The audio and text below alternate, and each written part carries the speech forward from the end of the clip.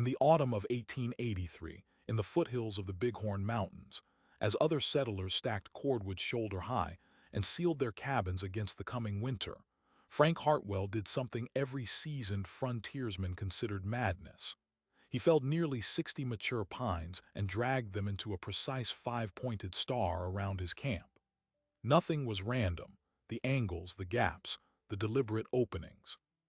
His wife watched with an infant in her arms while neighbors rode miles to laugh at the wasted timber. But Frank wasn't building a wall. He was engineering a windbreak nobody could yet understand, and if his calculations were wrong, the first blizzard would turn his family's home into a frozen grave. Frank Hartwell was not a trained engineer.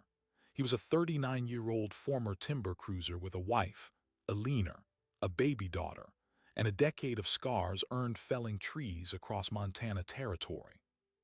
His camp sat in a narrow mountain pass where winter winds funneled with enough force to shatter oxcart planks. Every settler who had ever wintered there built high, solid walls. Frank alone cut his trees down. The five-pointed star he planted around his tent looked less like a fortress and more like a cryptic symbol pressed into the earth. Those who saw it called it the Hartwell Folly. But Frank believed the shape held mathematics no one had yet recognized, and the coming winter would either prove him right or kill everyone he loved. The Hartwell Folly. That was the name they gave it before Frank had even finished sinking the last pine. Men who had spent 10 winters in the Bighorn foothills, men who had watched entire cabins disappear under drifts so hard a pickaxe bounced off them, rode past that five-pointed star and laughed until their throats burned.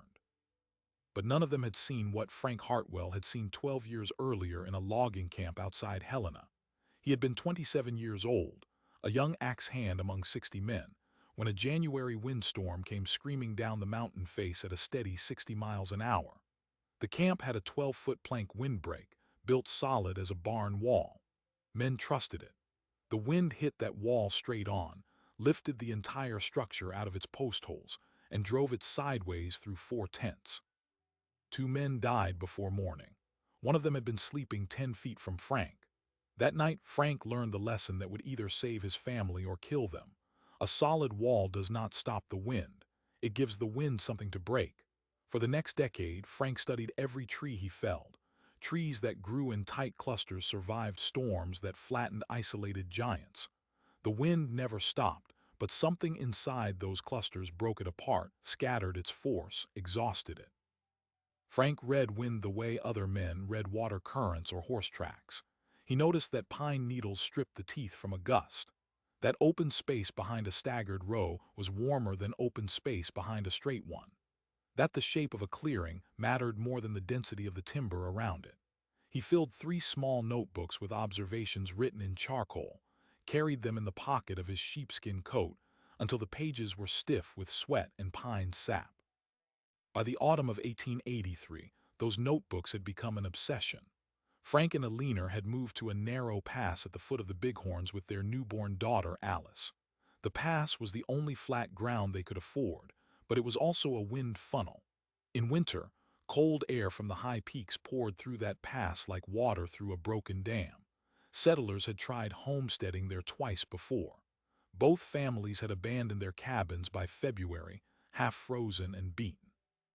The ground was littered with snapped fence posts and the bones of animals that had wandered into the wrong current at the wrong time. Alina knew the danger. She had grown up the daughter of a Montana cattleman and had seen what a blizzard could do to a house without a proper shelter belt. She wanted a high fence, thick and tight. Every other woman in the past demanded the same of their husbands. Frank said no. He told her he needed to cut trees, not stack them. He needed air to move, not stop. He needed to build something that looked like a trap, not a fortress. And so the star began to rise. It was not the shape of a perfect pentagram drawn on paper. Frank laid it out with a compass and a length of cord, but he adjusted every angle by hand, squinting against the low autumn sun as he sighted the lines. The star had 5 arms, each pointing toward one of the major wind corridors that Frank had mapped over the summer. Northern gusts came down the pass at a slight angle from the northwest. Southerly winds arrived sharp and fast from a gap between 2 ridges. The eastern arm faced the widest open plain, where Snow Blow had the longest fetch to gather force. Each arm of the star was built of 20 to 30 pines, not saplings but mature trees 12 to 18 feet tall, laid horizontally and anchored by their root plates, their trunks crossing one another in a lattice of deliberate gaps. The gaps were everything. A solid wall creates a pressure differential. High pressure on the windward side, low pressure on the lee side, and when the difference becomes too great, the wall either topples or the wind curls over it and slams down with doubled violence. Frank's star was designed to prevent that pressure from ever building. The openings between the trunks were wide enough to let the wind pass through, but angled so that the current split and split again. Each split robbed the wind of some of its coherence. By the time the air reached the center of the star, Frank believed it would be too disorganized to do damage. It would be, in his own words, tired. Eleanor did not pretend to understand the theory. She only knew that her husband had felled 60 trees between September and late October, and that the neighbors had stopped coming by to help. One man, a German-born stonemason named Heinrich Voss, rode over to see the project for himself. Heinrich had built a granite-walled root cellar that had withstood 3 winters without a crack. He stood among the fallen trunks, looked at the carefully measured gaps, and shook his head slowly. "You're building a sieve," he said. "The wind goes through a sieve, so does the snow." Frank did not argue. He tightened the rope binding 2 trunks at a 30-degree angle and said nothing. Heinrich left and told the others. Within a week the name Hartwell Folly had stuck. People no longer rode past to laugh. They rode past to mourn in advance. And yet something strange began to happen even before the first hard freeze. On a late October afternoon, with a sharp breeze blowing steady from the northwest, Eleanor walked to the center of the star to hang laundry. She had expected the clothes to snap and whip in the wind the way they always did on a line stretched between 2 pines on the open claim. Instead, the sheets barely stirred. The wind was there. She could hear it hissing through the outer lattice, but here at the center the air was still, broken, warm. She stood for a long time just feeling the difference. When Frank came back from hauling water, she did not mention it. She was not yet ready to let him see her believe, but the true test was still weeks away. The first heavy snows of the Bighorn winter typically arrived in mid-November, not gently, but as a sudden hammer of hard ice and 60-mile-an-hour wind that could bury a wagon in 4 hours. Every day the sky grew paler, the clouds heavier. Frank spent the first week of November reinforcing the eastern arm, where the fetch was longest. He dragged extra trunks into place, adjusted the crossing angles by 2 degrees, and dug narrow trenches to channel any spillover snow away from the tent. His hands cracked open at the knuckles. Alice's small cough at night cut through the silence like a knife. Eleanor said little, but her silence was louder than any argument she had ever given. Then, on the 8th of November, a stranger arrived. He rode a government-issue horse and wore the blue wool coat of the United States Army Corps of Topographical Engineers.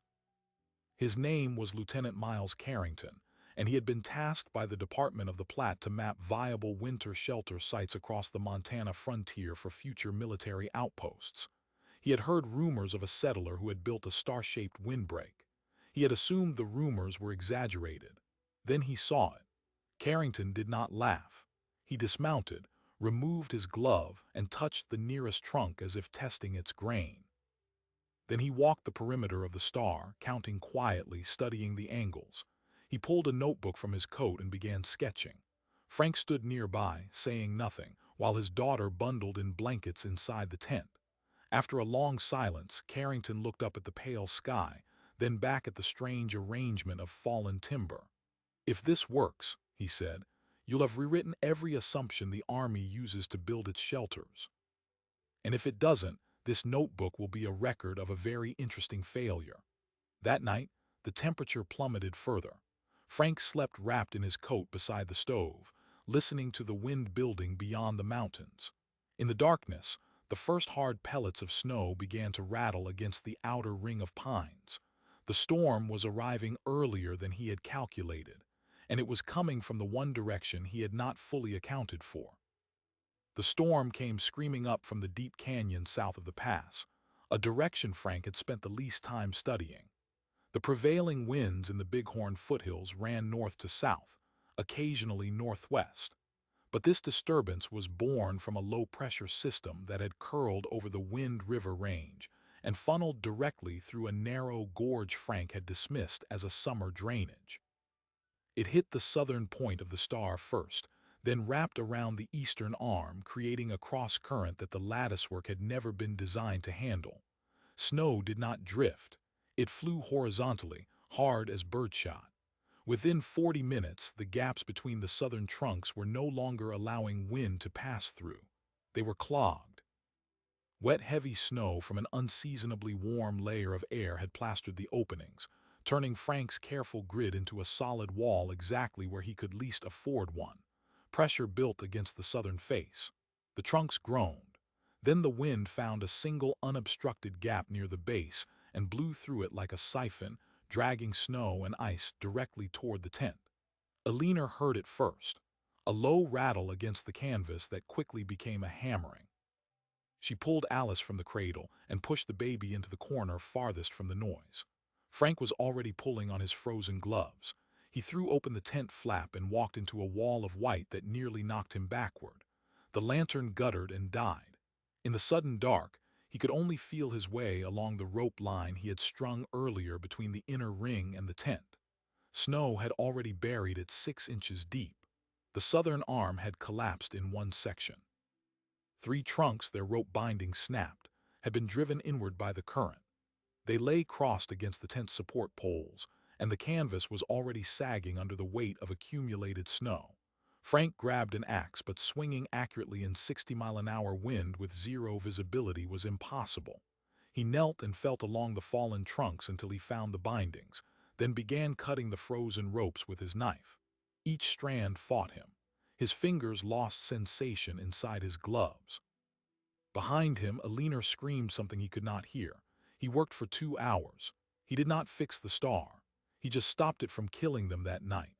He dragged the broken trunks clear of the tent, dug out the snow pressing against the canvas, and threw a heavy elk hide over the largest gap in the lattice. The wind still came through, but it was no longer a focus jet. By dawn, the storm had passed, and the Hartwell camp looked like a wreck. The southern arm was a jagged mess of snapped pines and half-frozen ropes. The tent listed slightly to one side where a pole had cracked. Snow had drifted chest-high against the eastern wall. Alice coughed through the morning, a wet rattle that made Alina's face tighten. Heinrich Voss arrived before noon. He had seen the storm damage from his own claim and come to offer help, but also to see if the Hartwell folly had finally proven itself. He found Frank standing in the wreckage, studying the southern drift pattern as if it were a book. Heinrich helped pull a trunk aside and said nothing for a long while. Then he looked at Frank's face, frozen and raw, and said, "You almost lost them." Frank nodded. He did not offer excuses. He was already calculating. That afternoon, Frank walked the perimeter of the star 13 times, each time stopping at the southern arm to stare southward toward the canyon he had underestimated. The drift pattern told him exactly what had happened. The wind had arrived at a 40-degree angle to his original expectation. The star had split it, but not enough. The current had retained coherence through the outer lattice and only fractured when it hit the solid snow plaster. And that fracture had created a momentary vacuum behind the trunks, pulling more wind through the gap and accelerating the failure. The math of a star was not wrong, Frank realized. But a 5-pointed star assumed you knew exactly where the enemy was coming from. This pass had 6 corridors. That night, he sketched a 6th arm by lantern light. A short, angled spur pointing due south, not a full arm but a baffle made of fewer trunks, tighter together, and offset from the main lattice by 8 feet. Its purpose was not to split the southern wind but to pre-split it, to break its shape before it even reached the star proper. Alina watched from the bed while Alice slept fitfully against her chest. "You can't fell more trees," she said. "The ground's frozen solid." Frank looked at the sketch, then at his split gloves. "Then I'll dig out the stumps," he said. The work nearly broke him. The frozen ground had to be chopped with an axe, then pried loose with a crowbar. Each stump took 2 hours. Frank hauled additional fallen timber from a wind-thrown grove a mile away, dragging them on a rope sled through snow that now reached his knees. His shoulders locked up. His left ear developed frost blisters, but in 11 days the southern spur was finished. 32 trunks, cross-laced, with narrow-angled gaps that would force the canyon wind to tumble rather than stream. He called it the Breaker Tooth. Lieutenant Carrington returned on the 12th day. He had ridden out of Fort McKinney with a second officer, Captain Samuel Broyles, a thickly built engineer who had spent 15 years designing military fortifications across the plains. Broyles was skeptical from the moment he dismounted. He walked around the star with a surveyor's transit and a leather-bound notebook, measuring the angles, the heights of the lattice, the distances between the arms and the central tent. He did not speak to Frank. He only measured, muttering to himself. Carrington, meantime, had found something that stopped him cold: Frank's 3 notebooks. He sat on a stump and read them cover to cover while the wind whipped the pages. There were no equations, no formal terms, but there were diagrams of snow accumulation behind different tree densities, measurements of drift angles, notes on the sound of wind moving through spruce versus pine, and a single phrase repeated across multiple entries: "Let the storm do the work." Carrington called Broyles over and pointed to a diagram of staggered trunks with pressure notations. Broyles studied it for a long moment. Then he looked up at the star, and his skepticism softened into something else. "This man's been measuring fluid dynamics from tree stumps and frozen fingers," Broyles said quietly, "and he's closer to the truth than half the officers I trained with at West Point." Then the real test arrived. 5 days before December 1st, the temperature dropped 40 degrees in 6 hours. The sky went that flat iron color that old plainsmen recognized as the sign of a true blizzard. Frank felt the pressure change in his sinuses before he saw the cloud bank forming over the Bighorn Peaks. He pulled a leaner inside, double-banked the stove, and lashed the last guy ropes tight. Alice's cough had worsened, and now her skin felt hot, dry. There was no doctor, no trail, no escape. The family would ride this storm inside the star, or they would not ride it at all. The blizzard hit at night. First came the wind, a sustained roar that built until it was no longer a distinct sound but a constant pressure against the ears. Then came the snow, not gentle flakes but a crystalline fog of ice needles that seemed to move through solid surfaces. The tent bucked. The poles creaked. Frank sat beside the stove, listening, counting seconds between gusts, tracking the vibration of the guy ropes with a hand pressed against the central pole. He heard the star begin to work. The sound was unmistakable when you knew what to listen for. Wind hitting a solid wall produces a single deep hum, a continuous pressure. Wind hitting the lattice produced a fluctuating whistle, a series of short, sharp peaks as the current split and reformed and split again. The whistle meant the wind was losing coherence. It was tiring. Frank counted the intervals. 5 seconds between peaks, then 7, then 4. Chaos. That was what he wanted. But then around 2 in the morning he heard something else. A sharp crack, loud enough to cut through the roar. Then another, closer. Then a long splintering sound like a tree trunk being twisted apart by a giant hand. Eleanor shot upright, her eyes wide in the dark. What was that? Frank was already pulling on his boots. Something had broken in the western arm, and with the wind still howling at full force, a single breach could cascade. The star was holding, but it had just developed a wound. And in the next hour, Frank Hartwell would have to decide whether to stay inside and hope or step out into the blizzard and try to save a structure that was in the process of failing. Frank pulled the tent flap open, and the blizzard swallowed him whole.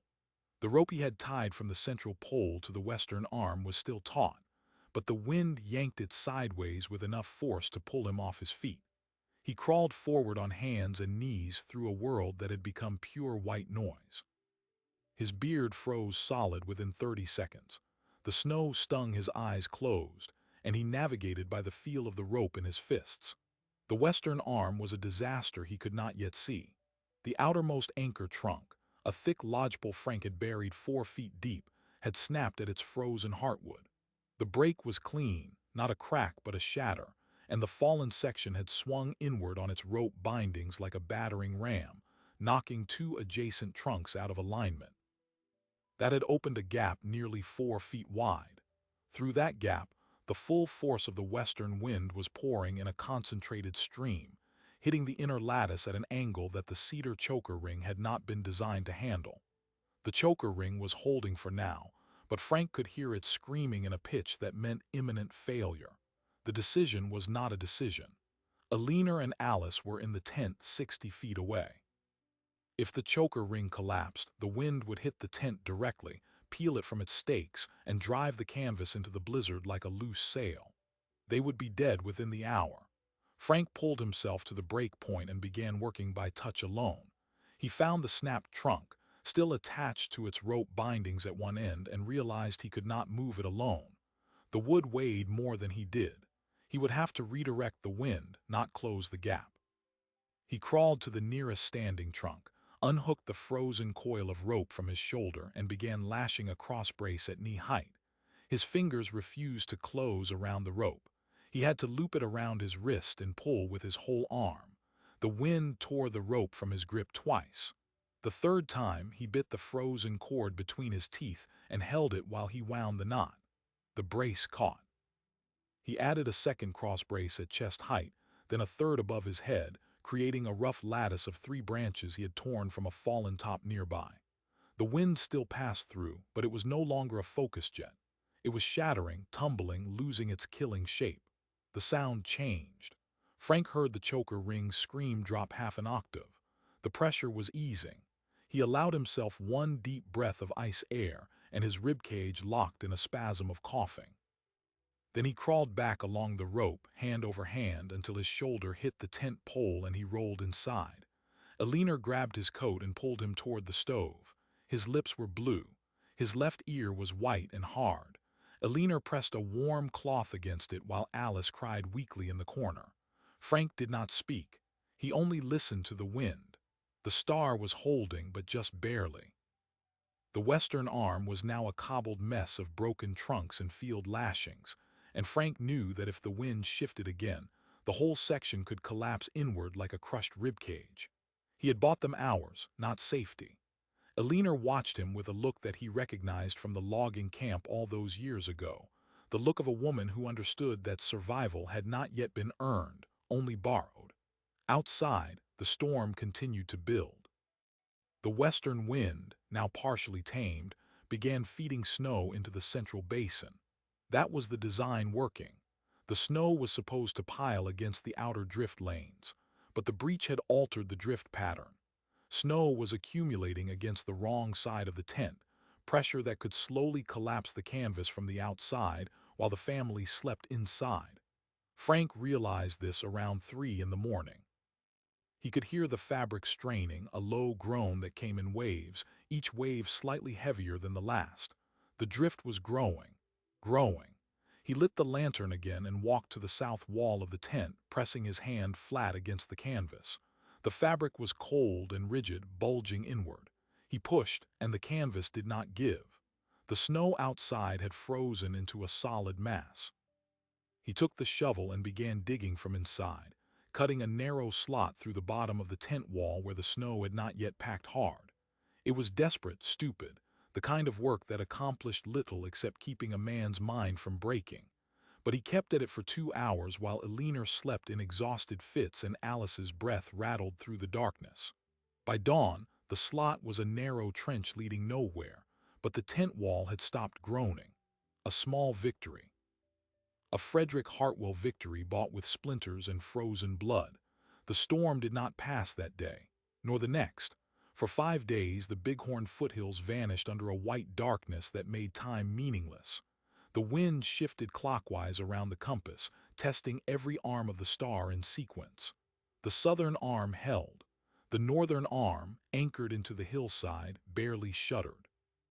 The eastern arm, the longest and most exposed, took a pounding that snapped 2 trunks but left the overall lattice intact.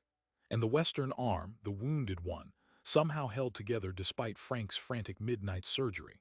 The star had been designed to take punishment from multiple directions, and it was doing exactly that. On the 3rd day, the stove fuel began to run low. Frank had stacked firewood inside the calm zone, but the calm zone was now half buried under wind-blown snow. He dug a tunnel to the woodpile, a narrow crawl space barely wide enough for his shoulders, and hauled split pine back into the tent one armload at a time. The tunnel collapsed twice. Each time he dug it out again, his gloves now stiff with frozen blood from cracked knuckles. Eleanor fed the stove boiled water from melted snow and held Alice against her chest while the baby's cough deepened into something wet and alarming. On the fourth day, Alice stopped crying. The silence was worse. Her fever spiked so high that Eleanor could feel the heat radiating from the blankets without touching her daughter's skin. There was no medicine in the tent, no doctor within 50 miles, no trail unburied. Eleanor looked at Frank with an expression that contained no accusation, only a question she could not bring herself to speak aloud. He had built the star to save them from the wind, but the wind was not the only killer in the mountains. A sick child inside a warm tent was still a sick child. The star could buy them shelter, but it could not buy them a clear trail. Frank had prepared for the storm, but he had not prepared for this. That night, he sat beside the stove while the wind howled outside and stared at the crude skis he had carved from pine planks the previous fall. He had built them for hauling wood. Now he was calculating whether he could reach a settlement to the east, 12 miles through unbroken drifts, with a baby strapped to his chest and a wife who had not slept in days. He measured the distance, the wind chill, the depth of the snow, and he knew the math was cruel. The star had kept them alive for 4 days, but if the storm did not break by morning, staying might kill Alice just as surely as leaving. Then on the 5th morning, the wind stopped. The silence was so sudden that it woke Frank from a shallow sleep. He sat up and listened. Nothing. No roar, no whistle, no pressure against the canvas. Only the faint hiss of the stove and Alice's thin, ragged breathing. He pulled on his frozen coat and walked outside. The world had been remade. The star was buried under a sculpted landscape of drifts that curved around the camp like the walls of a canyon. The outer lattice had vanished entirely under snow, only the tops of a few taller trunks visible above the white ramparts. The western arm, which had nearly failed 4 nights earlier, was now entombed in a drift so massive and solid that the breach had sealed itself with ice. The storm had done the labor. The storm had built the final wall.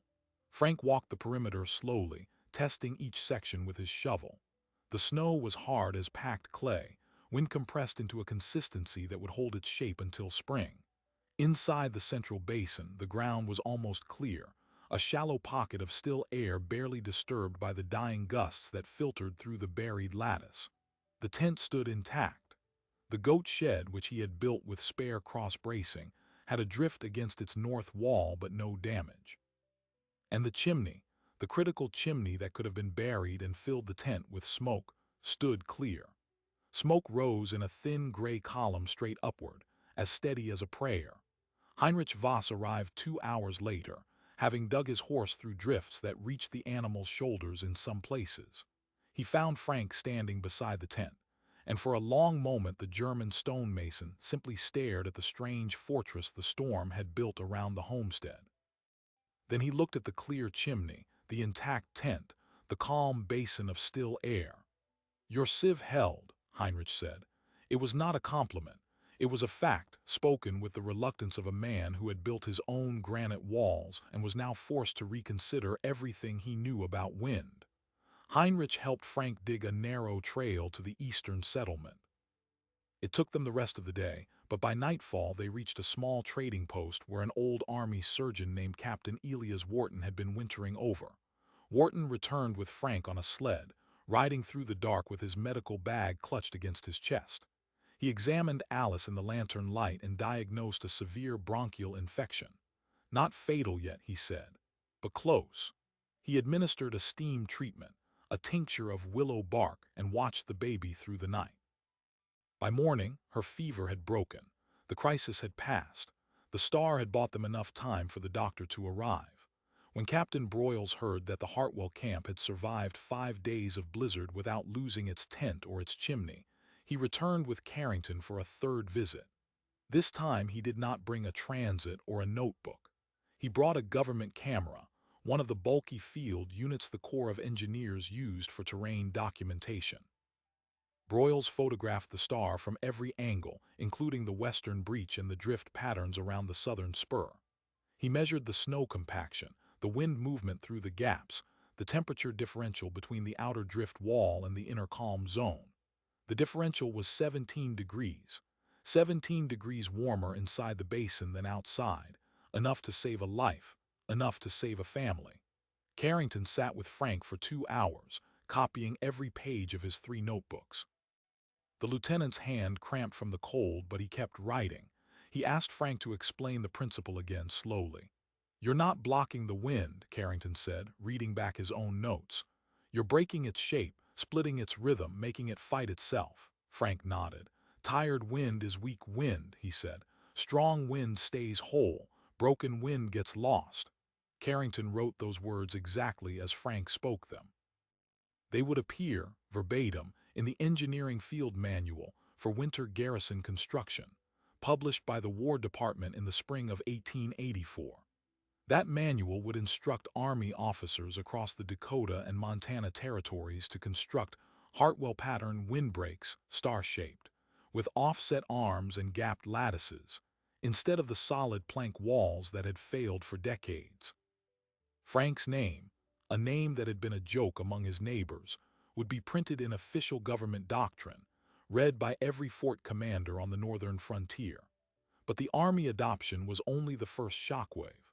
By late spring, when the snow had melted and the strange shape of the star was visible as a pattern of flattened grass and resprouting trunks, settlers from across the Bighorn Basin began arriving to see it for themselves. Heinrich Voss, the skeptic who had called it a sieve, built his own smaller version around his root cellar. It held through the next winter without a crack. A family of Norwegian homesteaders in the Tongue River Valley copied the star pattern and survived a blizzard that flattened 3 of their neighbors' barns.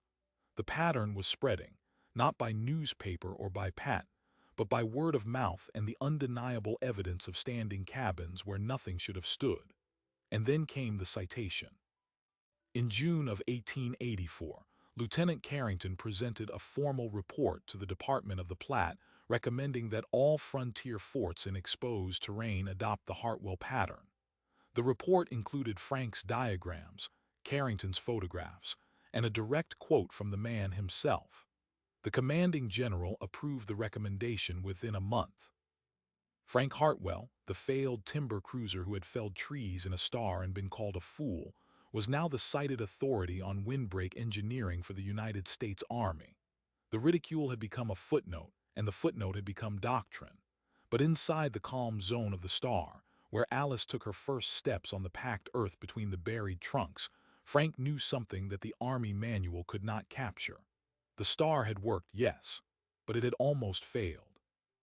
The western breach, the southern drift lane, the midnight dig that saved the tent from collapse, these were not triumphs of engineering.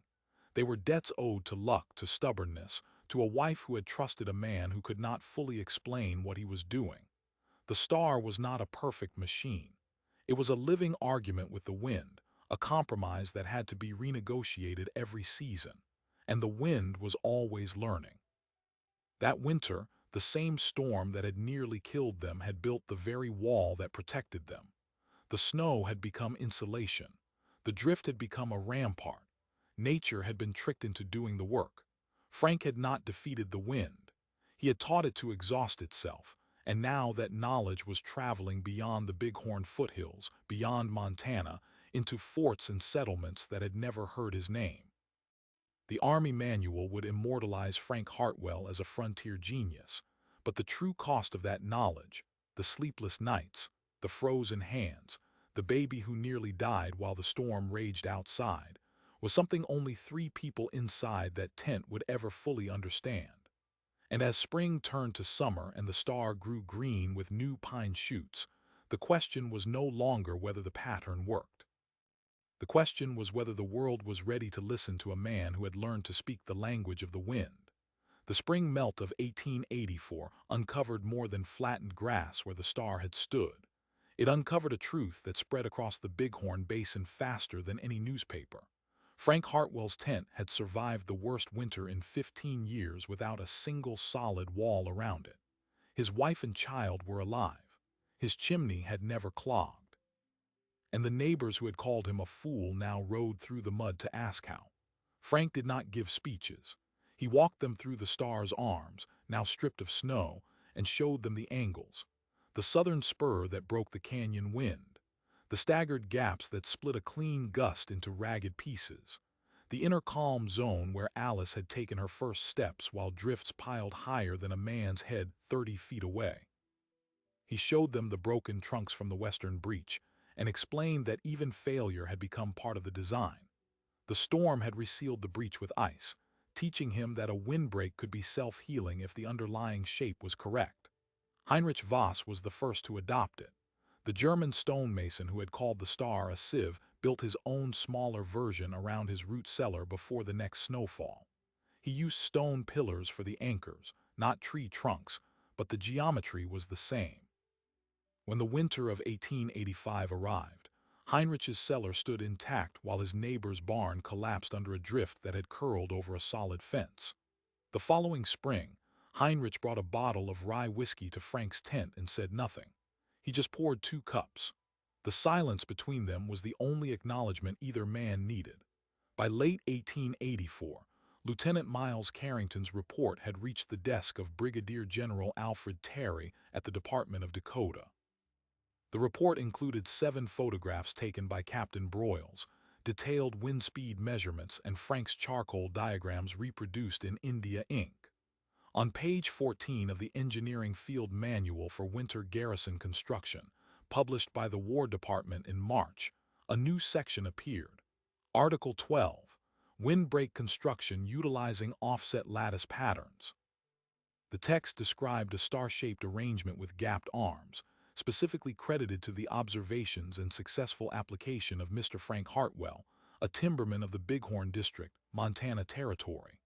A frontier settler without formal education, a man who could barely spell the word turbulence, was now sighted alongside West Point-trained engineers. Fort McKinney adopted the Hartwell pattern for its northern barracks that same year. Fort Keogh followed, then Fort Assiniboine. Each fort commander reported the same result: fewer collapsed roofs, fewer buried chimneys, fewer soldiers lost to exposure while clearing drifts. The star was not just a curiosity anymore. It was doctrine. For Frank, the recognition brought a strange form of vindication. He was still a poor man living in a tent reinforced with pine trunks, still calloused and weather-cracked, but now riders arrived from as far as Fort Laramie carrying letters of inquiry. A professor of natural philosophy from the University of Michigan wrote to ask if Frank had based his design on experiments in fluid dynamics.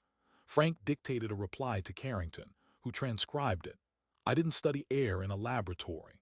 I studied it on my face in the snow." That line made its way into the professor's next lecture. Within 2 years, the Hartwell pattern was being taught in engineering courses without Frank's knowledge. A student at the Massachusetts Institute of Technology sketched the star in his notes, labeling it Hartwell's Wind Fence.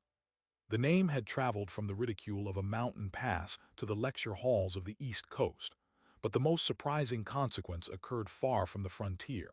In 1886, a team of German meteorologists studying wind patterns in the Alps stumbled upon Carrington's report, translated into French. They recognized immediately that Frank's staggered lattice principle was an intuitive solution to a problem called boundary layer separation, a phenomenon that would not be formally described in physics journals for another decade. A man with an axe and a frozen notebook had solved an equation that would later require differential calculus to express. The Germans published a paper crediting Der amerikanische Waldlieu for Hartwell. Frank never read it. He wouldn't have understood the mathematics. He only understood the wind. Back in the Bighorn foothills, the star itself continued to evolve. The young pines that Frank had felled and anchored as lattice trunks had not all died. Some of their root plates, buried in the moist soil of the calm zone, sprouted new shoots in the spring of 1885. By the 3rd summer, the star was no longer a structure of dead timber but a living grove, with fresh green branches filling the gaps Frank had carefully measured. The windbreak had become self-repairing. Pine needles now served as the first stage of turbulence disruption, exactly as Frank had observed years earlier in the logging camp outside Helena. Alice grew up inside that living star. She learned to walk on the packed earth of the calm zone, to read by the light of the stove while winter storms roared outside, to understand that the strange walls around her home were not walls at all, but something more like a conversation with the sky. By the age of 6, she could identify the sound of wind hitting a solid barrier versus wind passing through a lattice. She called the latter the tired wind, repeating her father's words without knowing where they had come from. Alina gave birth to a son in the spring of 1887. His name was William, and he was born inside the star, delivered by the same army surgeon who had saved Alice's life 3 years earlier. Captain Wharton had returned to the Hartwell claim as a friend, not just a doctor. He would later write in his memoirs that delivering a baby inside a calm zone created by a man who could not read a weather map was the most humbling moment of his medical career. Nature had been bent, he wrote, not by force, but by understanding. The pattern continued to spread beyond the army. Homesteaders in the Dakota Badlands adapted the star for their dugouts and sod houses. Ranchers in Wyoming used it to protect calving sheds. A lighthouse keeper on the Great Lakes built a miniature Hartwell lattice around his signal house and reported that his windows no longer shattered in gale-force storms. Each adaptation was a small echo of the fear Frank had felt on that first night when the western arm snapped. The pattern was not flawless. It required tailoring to local wind conditions, just as Frank had tailored the southern spur to the canyon breeze. But the principle held: split the wind, do not block it. Let the storm exhaust itself. In 1892, a young Army topographer named Lieutenant William Glassford visited the now famous star while surveying a new military road through the Bighorn region. He found Frank, older now, his beard shot with gray, still living in the tent with the star grown high and green around him. Glassford spent 3 days measuring the structure, now a permanent grove, and interviewing Frank about the original winter. The resulting report, filed with the Adjutant General's office, included a hand-drawn map of the star with every trunk position, drift lane, and angle annotated. That map would become the standard reference for all Army windbreak construction for the next 30 years. Frank died in the winter of 1901. He was 57 years old, and he passed not in a blizzard but in his bed, inside the tent, inside the star, with a leaner beside him and a kettle steaming on the stove. The death certificate listed pneumonia, but those who knew the story said the wind had finally collected its debt. The star remained standing. By then, the lodgepole pines had grown 20 feet tall, their branches interlocking into a barrier that no longer needed ropes or cross braces. The star had become a self-sustaining organism, a permanent calm zone in a past that had once been known for killing those who wintered there. Eleanor lived another 12 years. She would sometimes sit in the center of the star on still summer evenings, listening to the wind move through the pine needles in a sound she described as a whisper with the teeth taken out. Alice inherited the claim and the notebooks. In 1912, she donated the 3 charcoal-filled notebooks to the Montana Historical Society, where they remain in a glass case, the pine sap still visible on their pages. The surprising detail came decades later. In 1971, an aerospace engineer named Harold Whitfield was researching early examples of turbulence dissipation for a NASA project on wind buffeting around launch structures. He discovered Glassford's old report in a military archive and recognized the star pattern as a primitive but accurate application of what modern engineers call a permeable flow fence. Whitfield ran simulations using computational fluid dynamics and found that Frank's layout, drawn in charcoal on frozen paper, achieved an 87% reduction in peak wind velocity in the central zone. Whitfield's paper, published in the Journal of Wind Engineering, cited Frank Hartwell by name. The timber cruiser who had been laughed out of a logging camp in 1871 was now, posthumously, a contributor to aerospace science. The Hartwell star had traveled from a mountain pass in Montana to the edge of space. And yet, standing in the overgrown grove that remains at the old claim site, where the outlines of the star can still be traced in the root systems of ancient pines, the real legacy is quieter. It is not the Army manual or the German paper, or the NASA simulation. It is the fact that a man who could not read equations trusted his own senses enough to teach a storm to build his family's shelter. He gambled everything on a shape, and the shape held. The wind still blows through that pass, as it always has, as it always will, but it no longer blows clean. It hits the remnants of the star and breaks apart, just as Frank Hartwell taught it to do 140 years ago. And somewhere in that fractured current, a tired wind still carries a lesson. That nature does not always reward the strongest wall, but sometimes the most careful listener. Frank Hartwell never claimed to be brilliant. He never claimed to have discovered anything. When Carrington pressed him to explain how he had figured out what trained engineers could not, Frank rubbed the scar on his frozen ear and said, "I just paid attention. The wind talks. Most men shout over it." That is the part of the story that does not fit neatly into the Army manual or the German physics journal or the NASA wind tunnel. The star was not a stroke of genius. It was the product of a man who sat still long enough to notice that the world was giving him instructions. Every drift line was a sentence. Every snapped trunk was a correction. The blizzard that nearly killed his family was not the enemy. It was the final exam. We are drawn to stories of invention, to the myth of the lone genius who sees what no one else can. But Frank's story inverts that myth. He did not see something new. He saw something old that everyone else had ignored. The trees had been breaking the wind for 100 million years before Frank Hartwell picked up an axe. The pines that survived storms in the logging camp outside Helena had not become lucky. They had become the shape that wind could not kill. Frank simply copied them. And then he gambled his family on the copy. That is the weight the story carries. It is easy to look at the star now, a century and a half later, and see a clever piece of frontier engineering. It is harder to imagine the moment when a leaner asked him if he was sure, and he could not answer because the proof could not arrive until the storm did. There was no simulation to run, no professor to consult. There was only the shape and the man who believed in it and the wife who chose to trust him despite every reasonable instinct screaming against it. The Hartwell pattern endures in ways Frank could not have predicted. Modern snow fences use the same staggered permeability principle. Windbreaks across the Great Plains still follow the star's basic geometry.